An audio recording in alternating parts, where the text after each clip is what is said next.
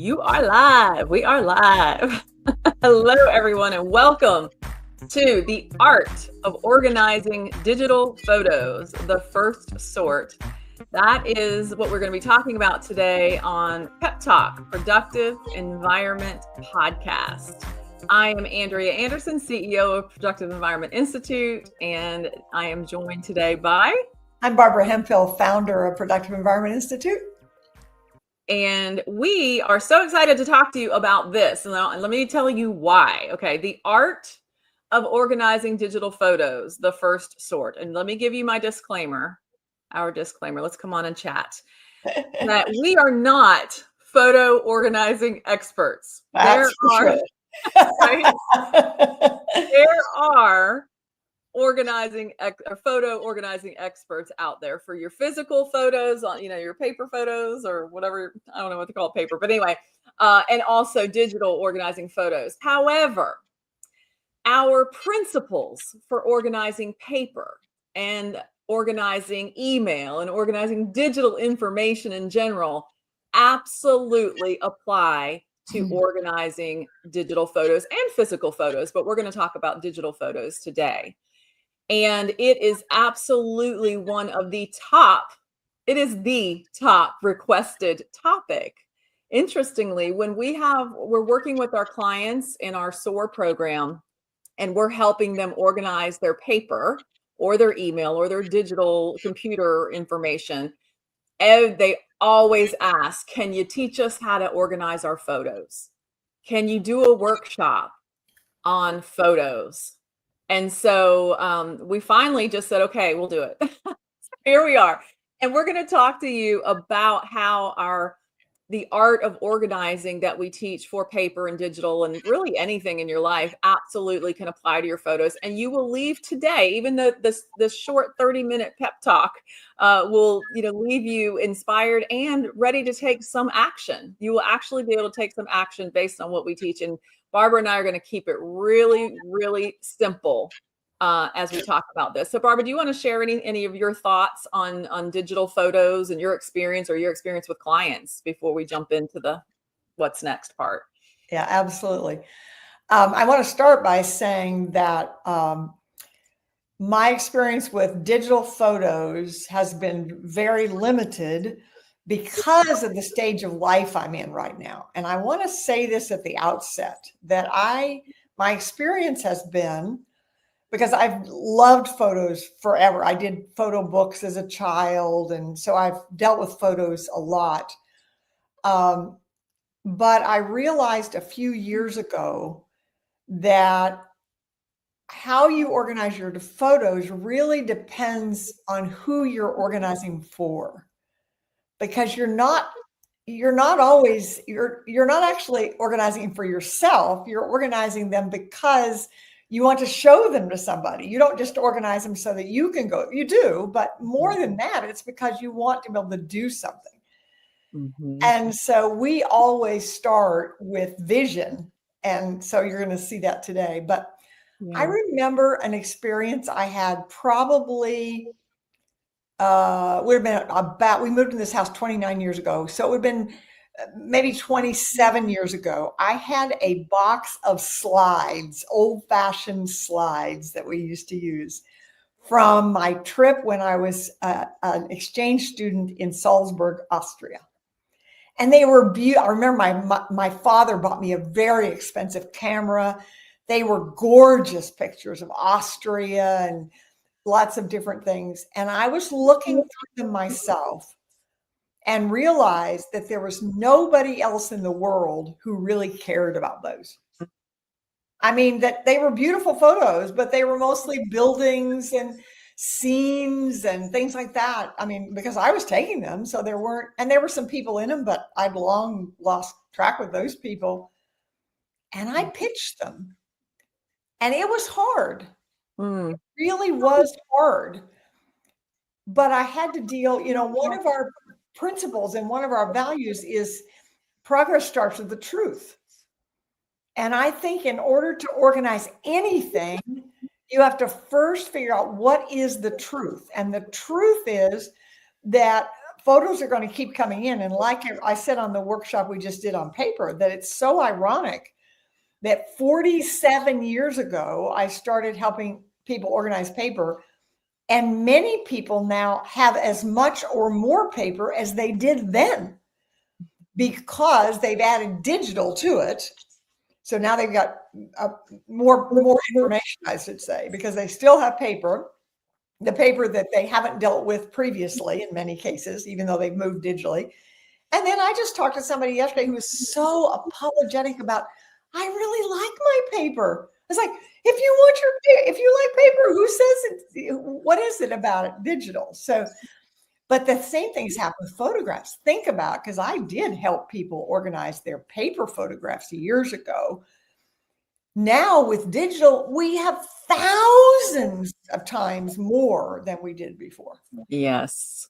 So I would say that your homework at the end of this call and before you proceed is to say, who am I organizing these for? And what stage of life am I in? Because whatever stage of life you're in is going to directly impact how you organize them.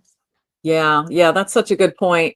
And just to keep in mind that, I mean, I have just as many photos as many of you. I mean, I've got them on my phone. I've got them on the computer. I have them on a different computer. So how many of you guys, if you're listening, go ahead and just feel free to comment in the chat. We love when you guys comment.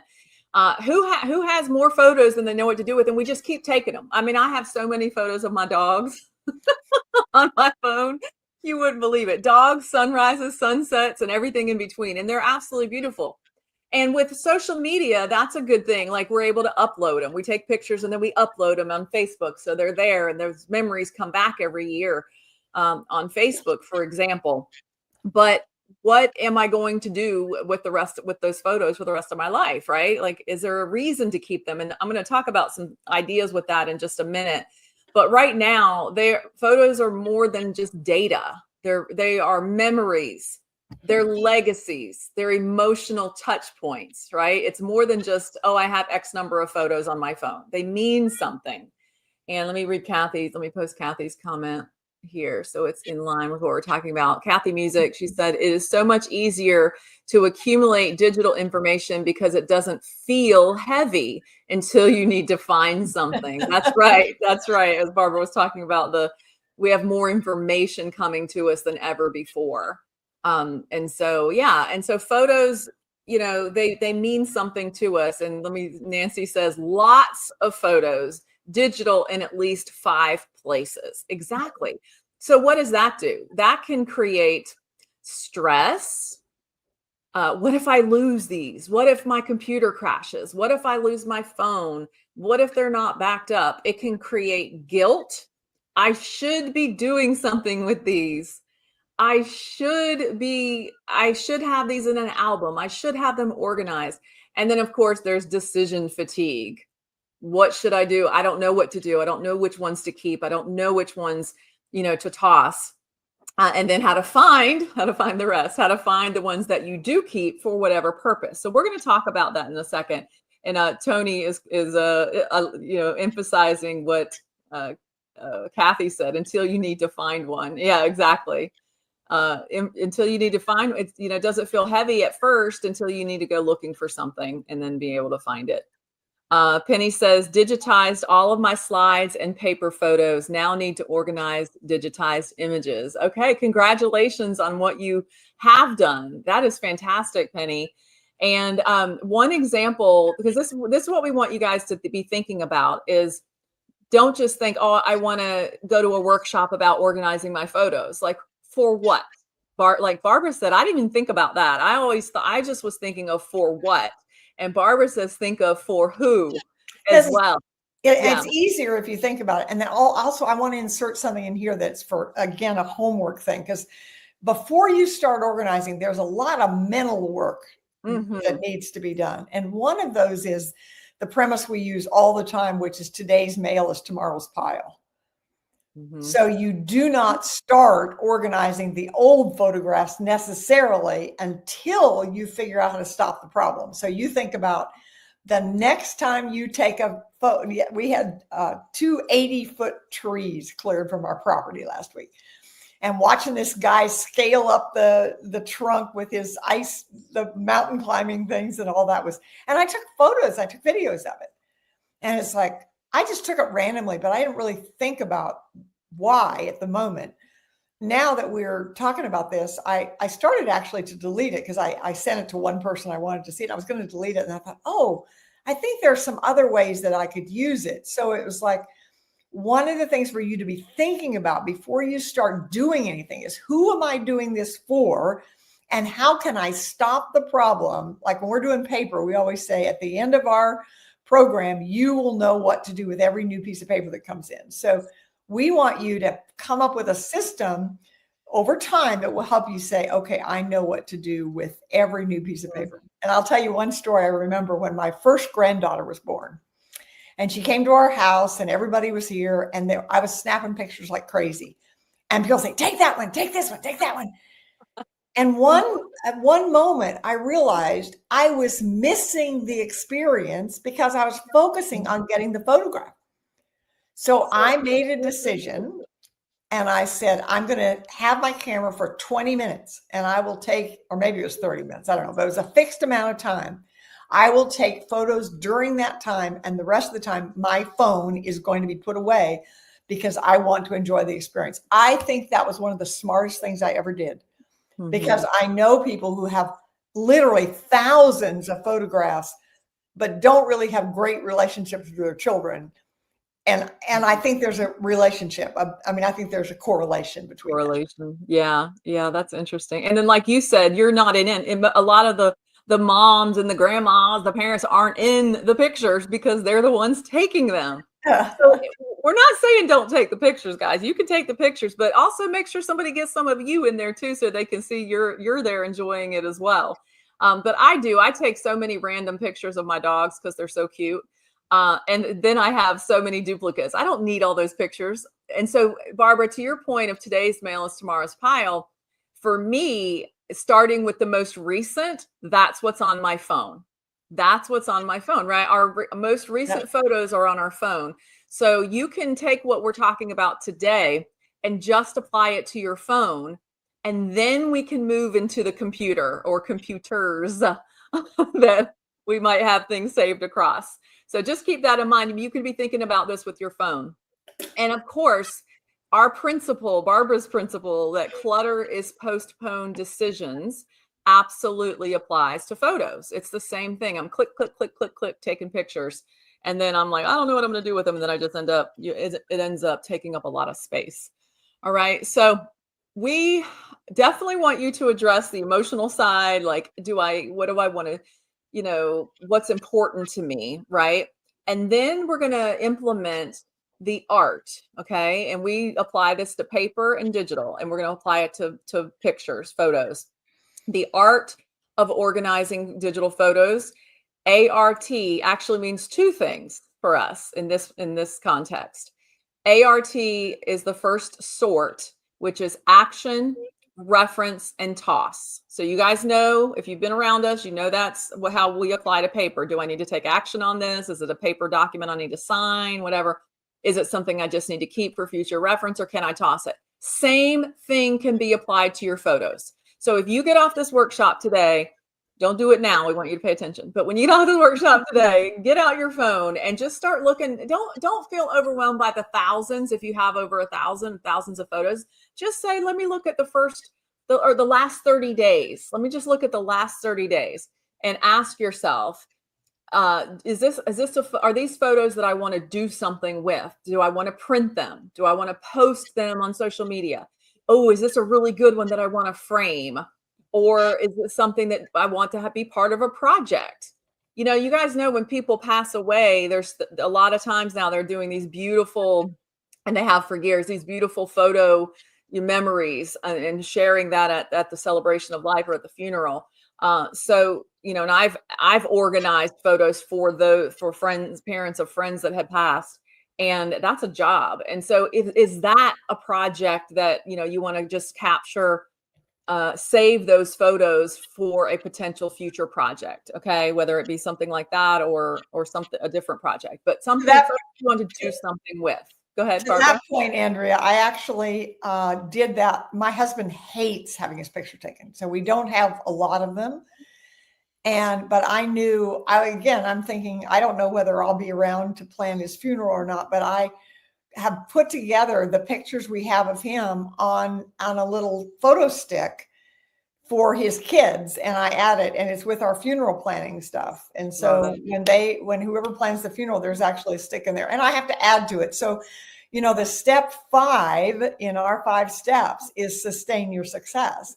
Yeah. One of the areas where I have failed so far, and this class is a good reminder of it, we're always learning from what we teach. And I realized that I spent a significant amount of time putting that together probably a year ago. I haven't added anything to it. So part of step 5 is now I need to put a reminder in my SOAR to update the step. That's right. Perfect. And that's great. And you'll have an opportunity to do, that's a perfect project for you to work on, Barbara, because we are going to be doing a workshop / challenge around this. So that's a perfect thing for you to say, okay, that's what I'm going to update the stick. Yeah. My dog Buddy is dreaming. I don't know if you can hear him. He's having this great dream, I guess. Oh, he heard me talking about him.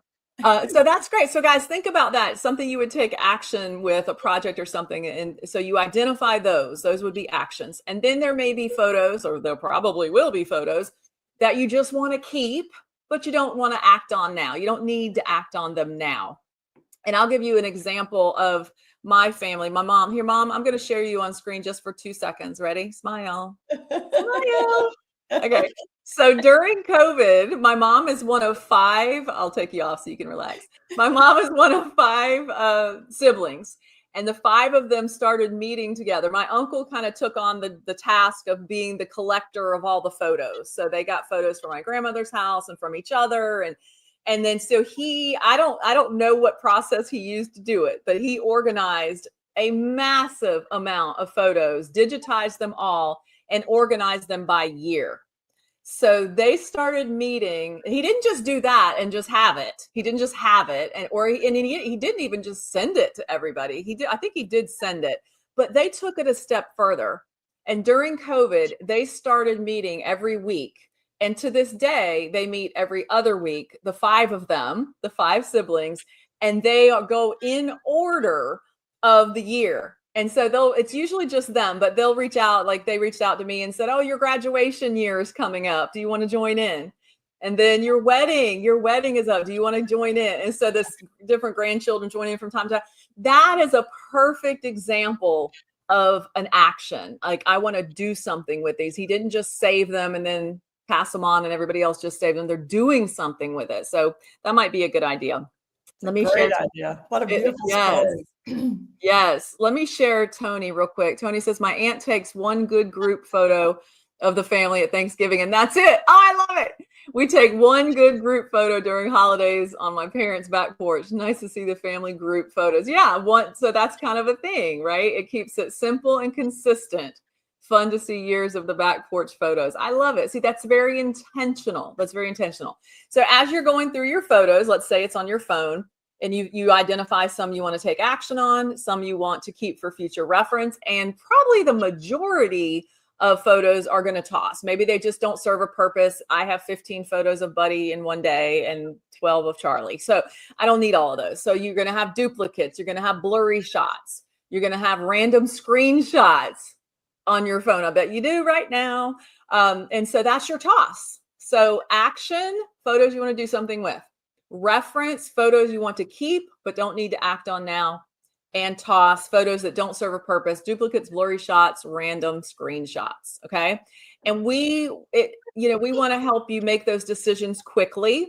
Right now, you're just identifying them. You're looking at them, but there are ways, depending on what platform, what phone, what computer you're using, on how to tag them either as action or reference, and then delete. Of course, we all know that big delete button. Make sure you know the delete button And make sure you know the undo button in case you accidentally delete something you didn't mean to do. Most important. Although on your phone, on my iPhone, I often delete stuff because too much overwhelms me. So I use the delete a lot. But you've got 30 days if you change your That's mind. right. You can go back and get it. You can pull it out of the trash. Now, that is the art of organizing photos. So we start with the first sort, and we're going to do a workshop together where we're going to do that together, and we're going to talk about whatever platform you're on. If you sign up for our workshop, we're going to find out in advance, are you on a Mac? Are you on a PC? Are you on a Chromebook? Are you on an iPhone? Are you on a Galaxy or Android, and all of that? So we'll know and be able to help you define how to label those, how to sort them. That's the first sort. We don't have to be photo organizing experts to do that. Okay. So we're going to teach you that part. And then there are additional things that we're going to do together during the workshop. But beyond that, there are other resources we're going to introduce you to. We have a team of experts. We've got people in our SOAR program that are organizing experts as well. And we're going to make sure you have access to them. But doing this first part with us, doing the first sort, will save you a ton of time down the road with other services and other systems. Okay. Now, we talked about the art being action, reference, and toss. There are 3 other words that art stands for as it relates to photos. Okay. So once you've sorted, once we've done that first sort, our next goal is to make sure that those photos are accessible, right? So accessible, retrievable, and transferable. Accessible, easy to get to. They're not buried in a phone, a drive, or 5 different apps. So that's one thing we want to do, is make sure those photos are accessible. We want to make sure they are retrievable, okay? And that's what we are all about. A finding system, okay? Findable by folder. This is up to you, and it may vary depending on the topic of your photos, but they can be findable by folder. They could be findable by date.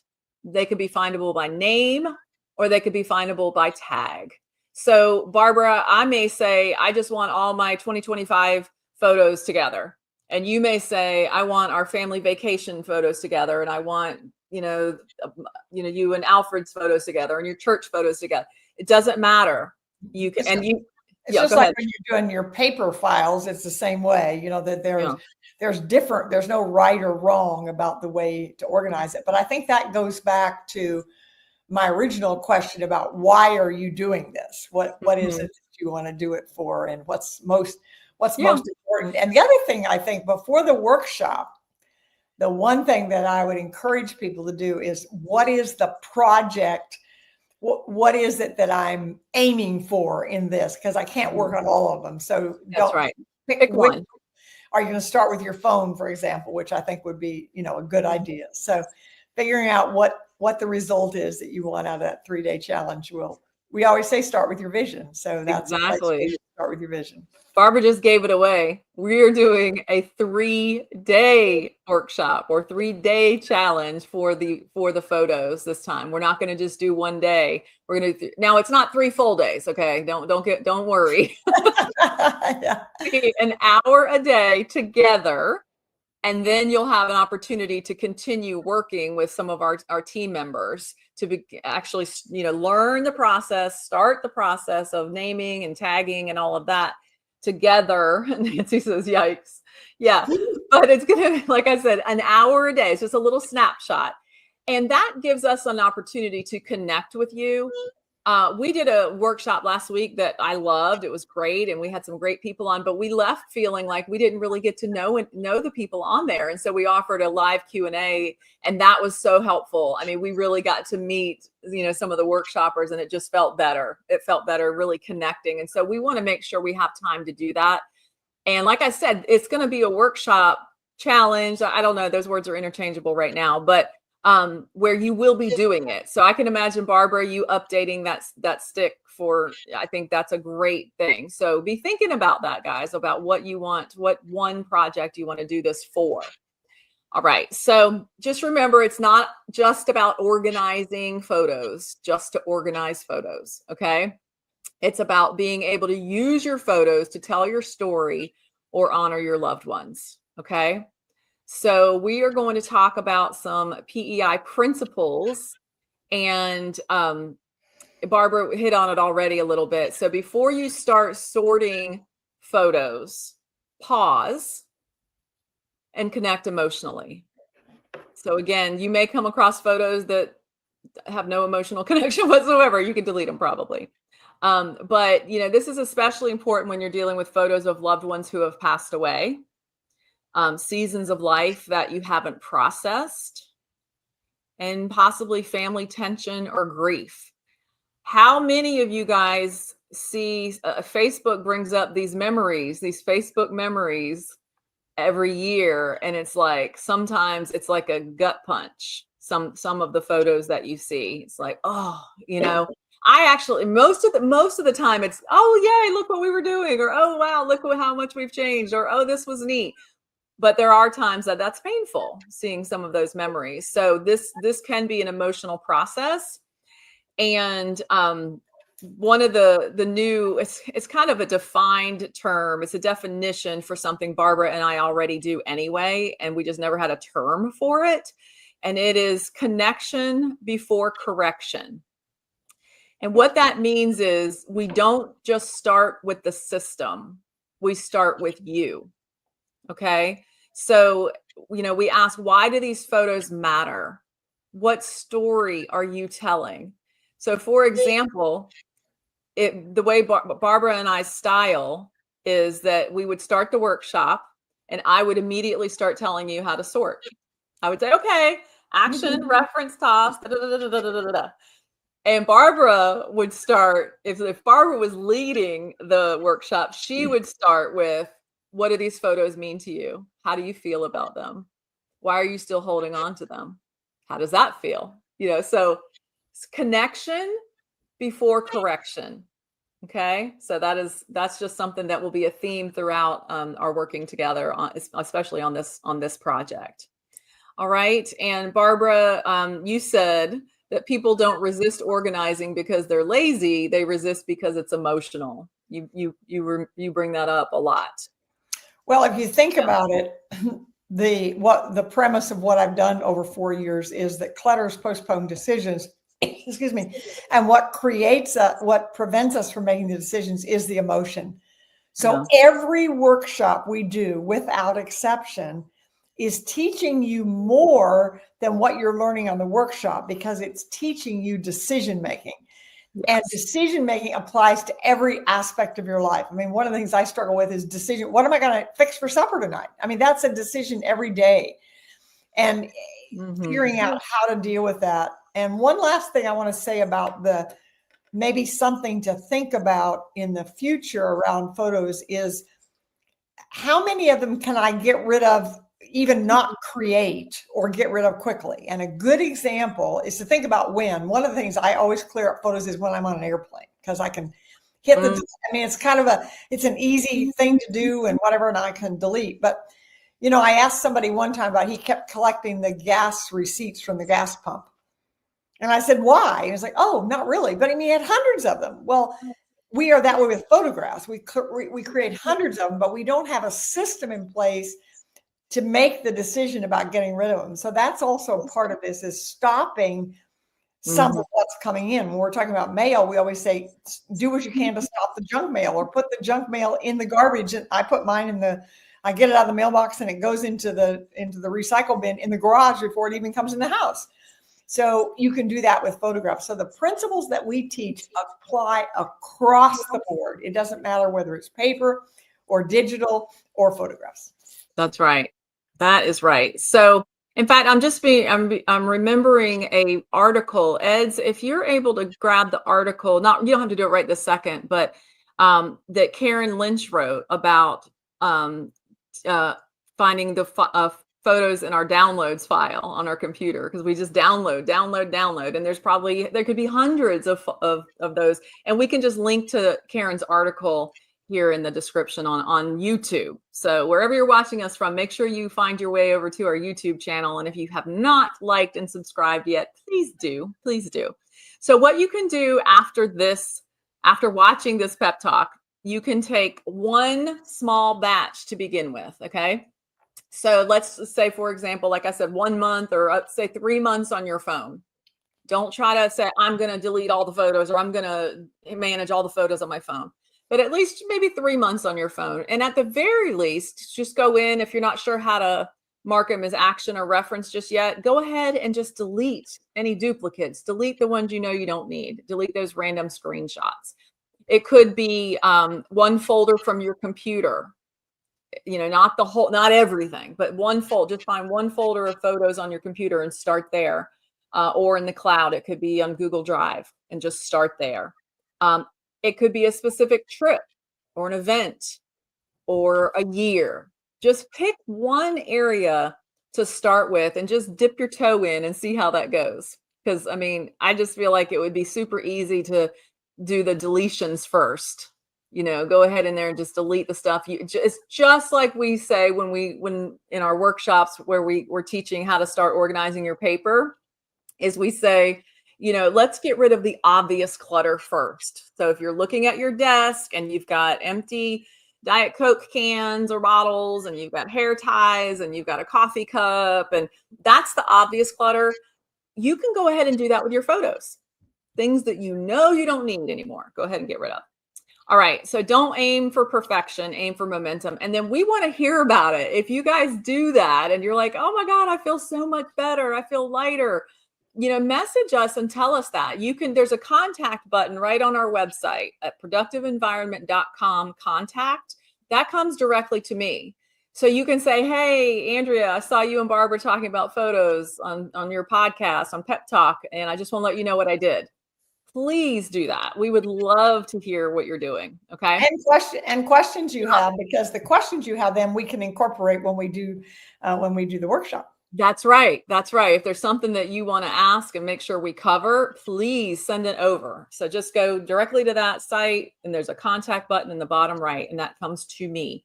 So if you want some structured help with this, you can join our first ever 3-day digital photo challenge. I may change the name to something more fun, maybe Picture Palooza or something like that. I don't know. Photo Palooza. Well, I struggled with that. I went back and forth with that because we call them photos, but Photo Palooza doesn't sound as fun as Picture Palooza because the P and the P. I don't know. Oh, that's true. Okay. I don't know. I'm open. You guys tell us. What do you guys think? Photo Palooza or Picture Palooza? Let us know. And we don't have the dates for that yet, but they're coming. If you're watching this video, it is currently July 1st, 2025. And so it will be later this month. It will be in July. I promised our SOAR members we were going to do this in July. So it will be in July towards the end of the month. And so you're going to learn the art system, the art of organizing the photos. We're going to actually do the first sort together. Okay, the action, reference, or toss. And you'll be able to connect with others who want to preserve what matters. And like I said, we've got some great resources of people who are the experts in what to do next. Okay, and so you guys will meet them and have some great resources. So how do you do that? Since we don't even have it set up yet for you to actually sign up for it yet. So what you can do in the meantime is make sure you're on our email list so that you get the invitation that will be coming up very, very soon, either this week or next week, okay? And you can go to lesscluttermorelife.com, and that is actually where you're just entering your name and email address to get access to a 12-minute training video. It's actually me doing a 12-minute kind of big picture overview of what we teach in Productive Environment Institute. Just go in there and put your name and email address in, and that gets you on our email subscriber list, so you will get notified about the upcoming challenge, okay? And then, like I said, you can also go to productiveenvironment.com, click contact, send us a message right there. And last but not least, I want to just share that if you are watching this pep talk and you want to organize your paper, then you can go and check out our Tame Your Paper Tiger on-demand workshop. We did a live workshop last week. It is now converted into an on-demand. It is available to you right now. So you can go to tameyourpapertiger.com. You can sign up for that workshop right there and actually start today if you like.